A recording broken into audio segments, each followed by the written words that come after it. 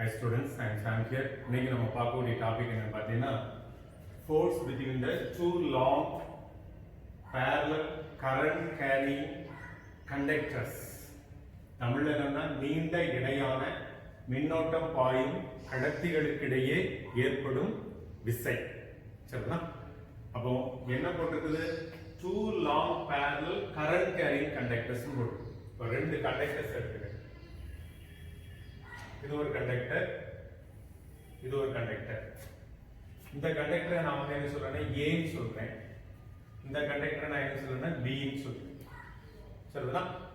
இதனுடைய லென்த் வந்து எவ்வளவு சொல்றீங்கன்னா L ன்னு சொல்றேன்.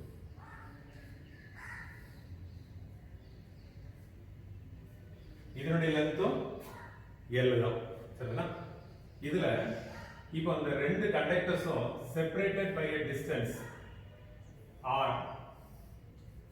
இந்த ரெண்டு கடத்திகளும் எவ்வளவு தூரத்துல பிரித்து வைக்கப்பட்டிருக்குதுன்னா Rங்கிற தொலைவுல பிரித்து வைக்கப்பட்டிருக்கு. இதனுடைய நீளம் L ஆகும். இதனுடைய நீளமும் L. இதை A ன்னு குறிப்பிடுறேன், இதை வந்து நான் B ன்னு குறிப்பிடுறேன். இப்போ இந்த ரெண்டுலயுமே என்ன கொடுத்திருக்காங்க? கரண்ட் கேரிங் கண்டக்டர்ஸ் சொல்லியிருக்காங்க. அப்போ அதுல வந்து மின்னோட்டம் பாயுதுன்னு அர்த்தம். இதுலயும் மின்னோட்டம் பாயுது, இதுலயும் மின்னோட்டம் பாயுது. என்ன மின்னோட்டம்? ஐங்கிற மின்னோட்டம் பாயுது. இதுலயும் ஐங்கிற மின்னோட்டம் பாயுது. இப்போ இந்த ரெண்டு கண்டக்டர்ஸ் ரெண்டு கடத்திலையும் பாயிற மின்னோட்டத்தை நான் வித்தியாசப்படுத்தி காட்டுவதற்காக இதை வந்து I1 சொல்றேன், இது வந்து I2 சொல்லி குறிப்பிடுறேன். சரிதானா? இப்போ முதல்ல இந்த கடத்தி அல்லது இந்த கண்டக்டரை எடுத்துக்க. இப்போ இதுல வந்து I1ங்கிற மின்னோட்டம் பாயுது, I1ங்கிற கரண்ட் பாயுதுன்னு எடுத்துக்கிட்டீங்கன்னா இதை சுத்தி என்ன இருக்கும்னா காந்தப்புலம் இருக்கும். இதே காந்தப்புலத்தை நம்ம வரையலாம்.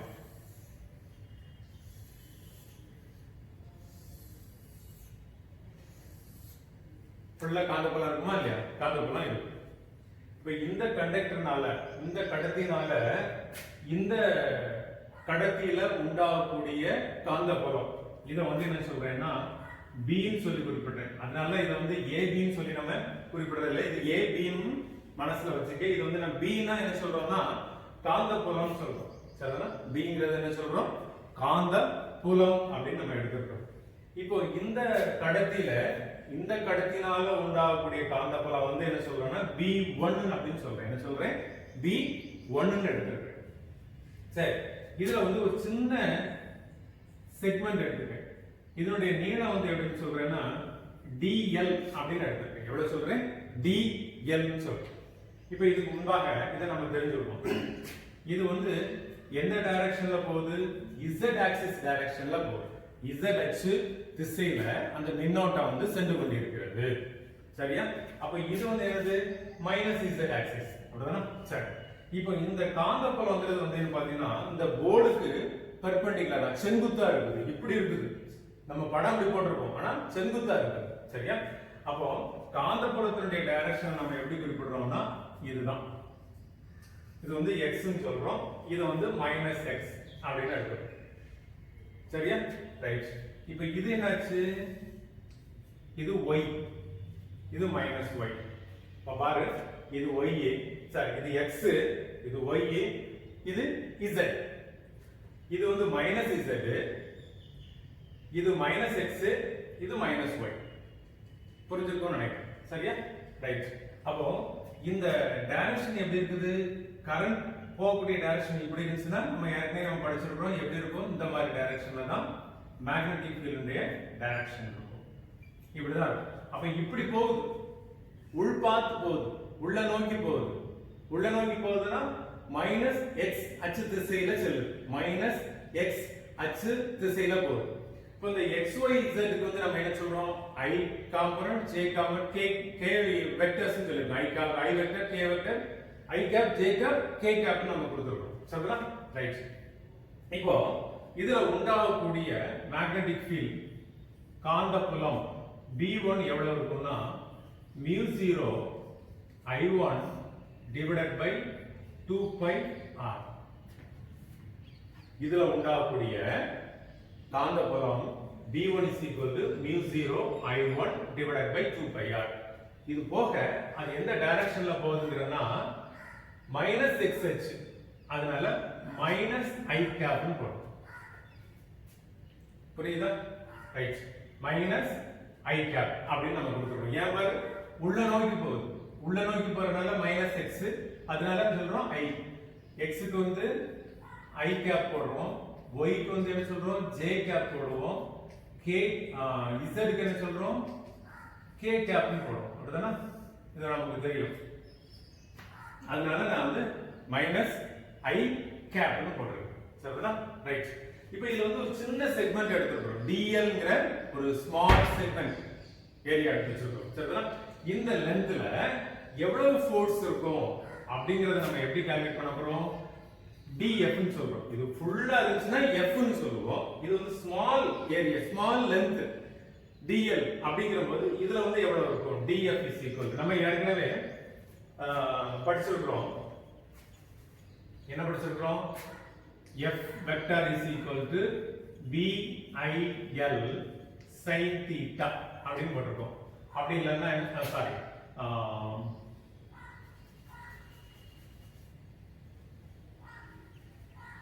f is equal to bil sin theta அப்படின்னு நம்ம படிச்சிருக்கோம். அல்லது f vector is equal to I L vector cross B vector அப்படின்னு நம்ம பார்த்திருக்கோம். அப்படிதானே? இந்த IL ங்கிறது வந்து ஒரே செக்மெண்ட், இந்த IL. அப்படிதானே? சரி, ரைட். அப்ப F வெக்டர்னா எவ்வளவுங்கற நமக்கு தெரிஞ்சிருக்கு. சரியா? ரைட். இப்போ இந்த இடத்துல வந்து ஸ்மால் செக்மெண்ட்ங்கறனால என்ன சொல்றோம்? DF வெக்டர்னு சொல்றோம். அப்ப இந்த DF வெக்டர் இஸ் ஈக்குவல், அப்ப என்ன போடணும் இந்த இடத்துல? I2 தான். இதுதானா? I2. இந்த இடத்துல போகக்கூடிய கரண்ட் வந்து I2 தானே? I2 L க்கு பதிலா என்ன போட போறோம்? DL ன்னு போட போறோம். Cross DL cross B vector கிடையாது, இதுக்கு பதிலா B1 ன்னு போடுறோம். என்ன போடுறோம்? B1. இதான் இந்த இடத்துல உண்டாகக்கூடிய மேக்னெட்டிக் ஃபீல்ட் வந்து B1. சொல்ற புரியுதா? F is equal to BIL sin theta நம்ம பார்த்திருக்கோம். F vector is equal to IL cross B vector. IL vector cross B vector. இப்போ அந்த I க்கு பதிலா நான் என்ன போடுறேன்? இதுல போகக்கூடிய கரண்ட் I2 போட்டுட்டேன். L க்கு பதிலா இந்த இடத்துல என்ன போடுறேன்? DL போடுறேன். Into sorry cross B1 vector. இந்த இடத்துல உண்டாகக்கூடிய மேக்னெட்டிக் ஃபீல்ட். சரிதானா? இப்போ இது ஸ்மால் செக்மெண்ட்ங்கறனால இதுல வந்து என்ன ஃபோர்ஸ் சொல்றேன்? F ன்னு சொல்லல, TF ன்னு சொல்றேன். DF ன்னு சொல்றேன். புரியுதா? சரி, இப்போ இந்த இத நம்ம எக்ஸ்பேண்ட் பண்ணிடலாமா? DF vector is equal to I2 DL vector cross B1. B1 எவ்வளவு? that mu 0 I1 minus I cap divided by 2 pi r. இப்போ புரிஞ்சிருக்கா எப்படி எழுதிருக்கோம்னு? ரைட். இப்போ இதுல எதெல்லாம் கான்ஸ்டன்ட்டோ அதெல்லாம் நம்ம வெளிய எடுத்துறோம். இது வந்து கான்ஸ்டன்ட். I2 I1 I2 வந்து கான்ஸ்டன்ட் கரண்ட் தானே? மாறிலி மின்னோட்டம் வந்து மாறி 2 pi r இருக்குது. சரியா? ரைட். இது நம்ம எப்படி எழுதலாம் பாரு? df vector is equal to mu 0 constant தான், I1 I2 divided by 2 pi r. இந்த dl வெக்டர் இருக்குல்ல, இந்த dl வெக்டர்ங்கிறது பாரு இந்த டைரக்ஷன்ல போகுது. எந்த டைரக்ஷன்ல போகுது? z ஆக்சிஸ் டைரக்ஷன்ல போகுது. அப்ப z ஆக்சிஸ்னா என்ன போடணும்? z க்கு k கேப் போடணும். அப்படிதானே? அப்ப அந்த dl நம்ம போட்டுட்டு என்ன பண்றேன்னா k கேப் கிராஸ் i கேப்னு போட்டேன். இந்த மைனஸ வந்து நான் இங்க முன்னுக்கு கொண்டு வந்துறேன். சரியா? இப்போ புரிஞ்சுச்சா? எல்லாம் போட்டாச்சா? இப்போ இந்த k கேப் into i கேப்ங்கிறது என்ன சொல்றோம்? j கேப் நம்ம படிச்சிருக்கோம். அப்படிதானே? நம்ம படிச்சிருக்கோம் இல்லையா? அப்ப அதை எப்படி எழுதலாம்? df vector is equal to minus of mu 0 I1 I2 divided by 2 pi r into dl என்ன போடுறோம்? j கேப் போடுறோம். புரிஞ்சுச்சா? இதுதான் இந்த கடத்தி அல்லது இந்த கண்டக்டர்னால இதுல உண்டாகக்கூடிய மேக்னெட்டிக் ஃபீல்ட் சொல்றோம்ல, இதுல உண்டாகக்கூடிய ஃபோர்ஸ் இருக்கும். இது வந்து சப்போஸ் ஸ்மால் லென்த், இத வந்து ஃபுல் லென்த்துக்கு நம்ம பார்த்தோம்னா என்ன எழுதுவோம்? எப்படி எழுதுவோம்?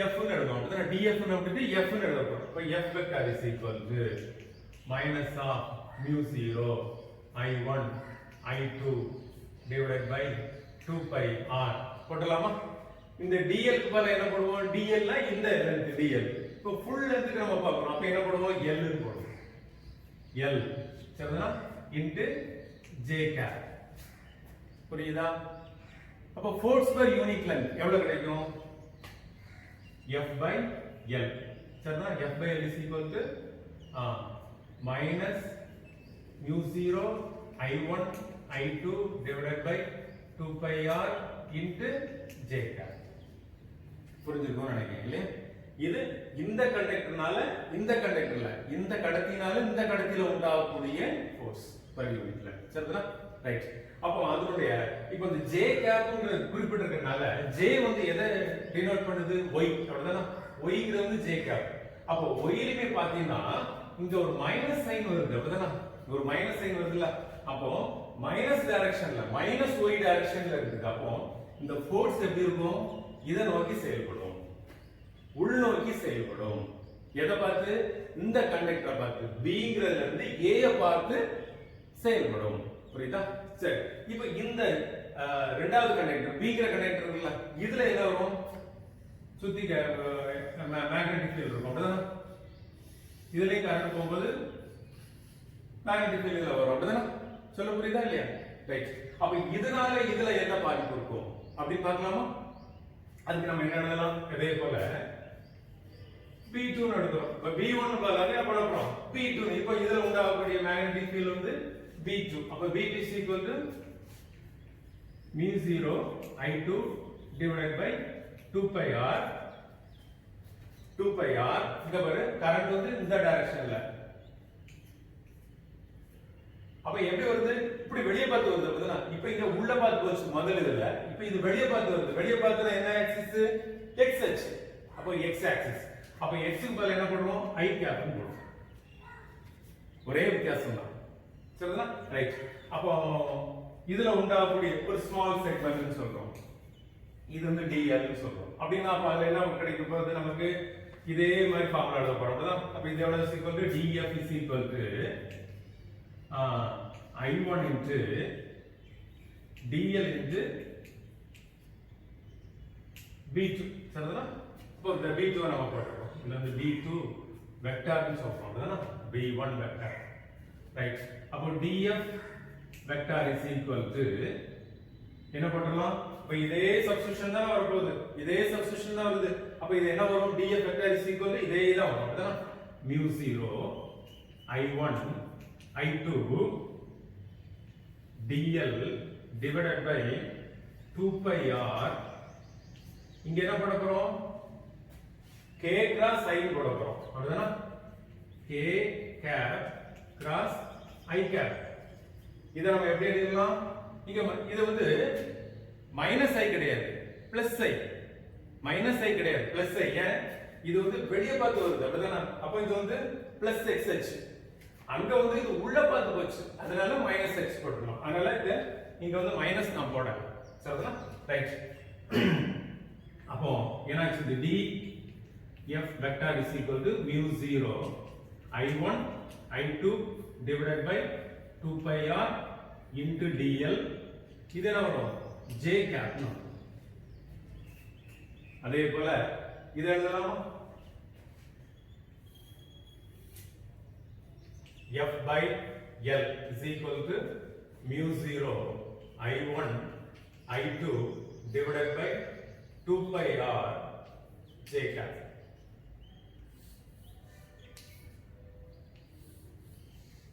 என்ன வித்தியாசம் இருக்குது இதுக்கு மைனஸ் சைன் இருக்குது இதுக்கு பிளஸ் சைன் இருக்கு அப்ப பிளஸ் சைன்னா பிளஸ் சைன்ங்கிறது வந்து j கேப்ப குறிப்பிடுது அப்படினா jங்கிறது வந்து j எந்த பக்கமா போகுது j னா என்னன்னு சொல்லிருக்கோம் y அச்சு அப்ப y அச்சுல பாசிட்டிவ் டைரக்ஷன்ல போகுது அப்ப இந்த ஃபோர்ஸ் வந்து இத அட்ராக்ட் பண்ணுது இந்த இதுல உண்டாகக்கூடிய ஃபோர்ஸ் வந்து இந்த கண்டக்டர் அட்ராக்ட் அப்ப ரெண்டும் ஒண்ணுக்கு ஒண்ணு எப்படி அட்ராக்ட் பண்ணப்படுகிறது ஈர்த்து கொள்கிறது எப்போ இந்த கரண்ட் வந்து ஒரே டைரக்ஷன்ல போகுது கரண்ட் வந்து மின்னோட்டம் வந்து ஒரே திசையில செல்லும் பொழுது ஒன்றுக்கு கொள்ளப்படுகிறது, ஒன்று கொண்டு ஈர்த்து கொள்ளப்படுகிறது.